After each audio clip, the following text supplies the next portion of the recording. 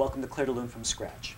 I want to thank all the posters of the pianoworld.com forum for all their kind compliments and also for some of their really, really good questions.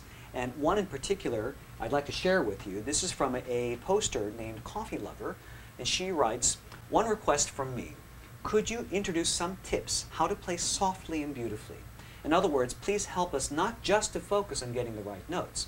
I know it could be too much for a beginner, but at the same time, if you don't learn it as a beginner, you take a risk of building up bad habits like I did.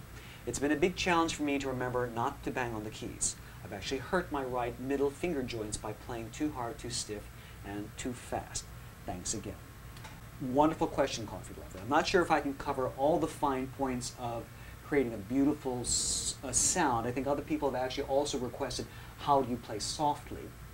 Let me see if I can touch on a couple of basic principles to help you get started. And then perhaps later on, if we have some more time with future lessons, I can get into more broken down specifics. Two things I'd like you to think about in terms of sound production. Okay? The first thing is to think about producing a sound like a bell. Okay? Not a very good bell, but hopefully the illustration will make its point. Now, if you've ever struck a bell, you can't just whack it, okay, like that. It's going to make an ugly sound. What you actually have to do is strike and release. Okay? So you do have to strike it, but there has to be a release immediately.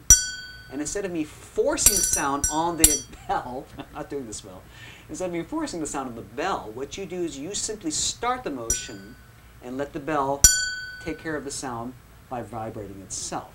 Okay, does that make sense? So that's the first picture I want you to have in your head. Second picture is very similar. It's a drum.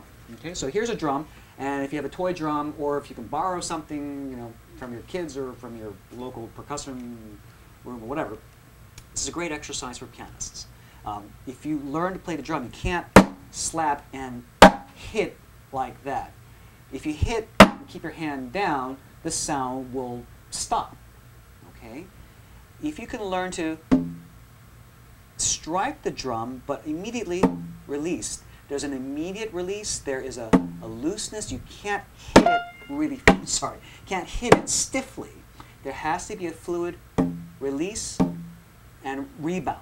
Okay? To let, again, the key is to let the drum make the sound on its own. So if you can imagine striking your piano in much the same way, in other words, if I'm playing the piano, now, the mechanism of the piano won't allow you to stop the strings like you can stop a bell or stop a drum. But I think the physical characteristics of us, when we approach it too harshly, can have a quote-unquote unpleasant sound. So, in other words, if I'm playing and I'm going down very harshly, there's a lot of speed in playing the keys, and it's going to create something akin to hitting a bell harshly. If I can think rather than forcing the sound, another component is, once you hit the string, or once you hit the piano key, after I've pressed this, I can't do anything else to the sound. As a child, I used to believe that after hitting the key, if you maybe vibrated the key, it would make a vibrato or do something funny. You can't do anything. Once you've hit the string, that's it. So that's the other illustration with this. Once you hit the drum, that's it. You can't control the sound afterwards.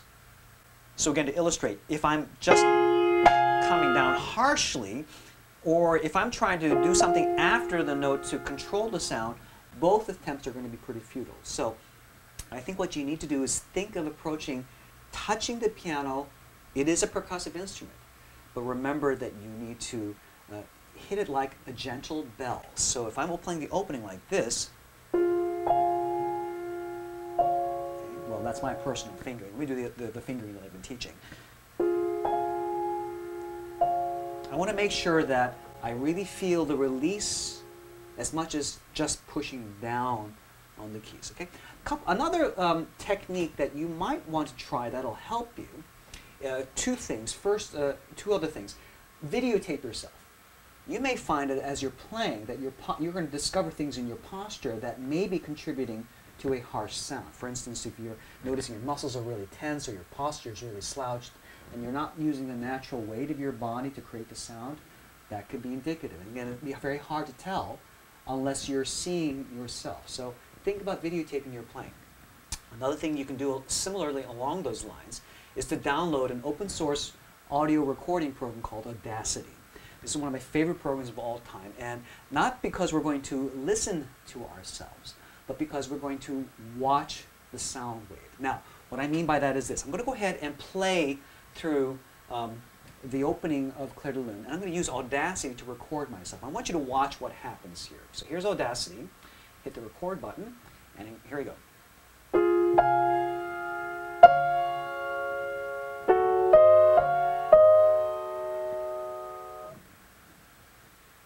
If you'll notice, every time I make a sound, you see these lines starting to spike up like that, okay? Or these wave sounds.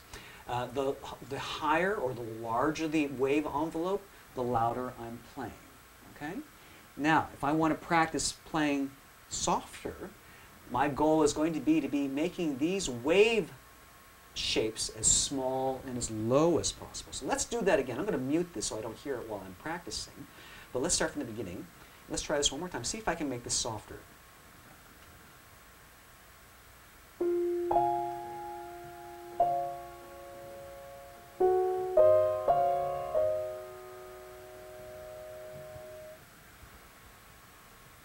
See? Do you see a difference? Yeah? First time louder, second time. And I was aware that I hit this quite loudly the first time, and I wanted to make sure that that note was softer the second time. So that could be another helpful technique as you play. Watch the sound files and see if you're striking them more than you want to. Okay? So those are a couple of techniques. Think of playing the piano like a bell, like a drum. Remember, you're not going to control the sound after you hit the strings, so a lot of it is the release and the relaxation. Use a video machine of some sort. Use a camcorder, a webcam. Record yourself playing so that you can watch for any possible posture issues. And lastly, try experimenting with a program like Audacity and watch the sound waves. Not just listen, watch to see if you can better control your volume. I hope those little tips help. If you need any more suggestions, let me know and we can talk about it some more. Another great idea would be for you to videotape yourself playing this. And if there are additional issues in terms of posture and hand position that we can address, maybe by posting up a video as a response to these lessons, we can better help you create a more beautiful sound. Okay, thanks. I hope that helps. And remember, have fun learning the piano. I'll see you at the next lesson.